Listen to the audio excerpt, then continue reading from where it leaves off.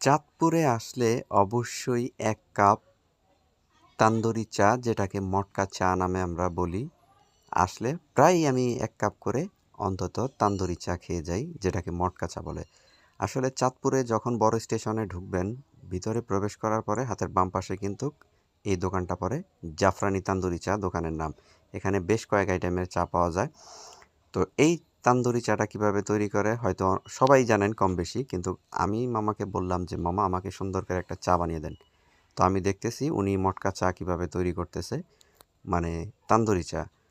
তো চাঁদপুরে ঘুরতে আসলে অবশ্যই ভাল লাগে, কারণ বিকেলবেলা এখানে কিন্তু প্রচুর পর্যটন থাকে। অনেক দূর দূরান্ত থেকে লোকজন আসে এখানে, ঘোরাফেরা করে, চা খায়, কফি খায়, আড্ডা দেয়। আড্ডা দেওয়ার মতো সবথেকে সুন্দর একটা মনোরম পরিবেশ হচ্ছে আমাদের চাঁদপুরের বড় স্টেশন। আমরা চাঁদপুরে যারা থাকি আমরা একমাত্র বলতে পারবো যে চাঁদপুরের বড় স্টেশন সম্পর্কে। তাই ভ্রমণ পিপাসী যারা আছেন অবশ্যই আপনারা ঘুরতে আসলে আপনারা চাঁদপুরে আসবেন, চাঁদপুরের বড় স্টেশনে। আর চাঁদপুরের বড় স্টেশনে আসলে এখানে কিন্তু আপনি মানে এতটাই ভালো লাগবে যেটা বলার মতন না। এখন নদীতে কিন্তু পানির আমার তেমন একটা জোয়ার নাই। আর এখন হয়তো বিকেলবেলা এই শীতের সময় আসলে কিন্তু আপনার কাছে সবচেয়ে বেশি ভাল লাগবে। ঘুরবেন, এখানে কিন্তু ঘোরার আরও স্পেস আছে। তো সেই বিষয়গুলিও আমি সামনের কিছু ভিডিও আসবে, সেই ভিডিওর মধ্যে তুলে ধরবো আমাদের চাঁদপুরের সৌন্দর্য। তো যাই হোক, গরম গরম ১ কাপ মটকা চা খেয়ে তারপরে ভিতরে প্রবেশ করব আর কিছু সৌন্দর্য আপনাদেরকে দেখাবো।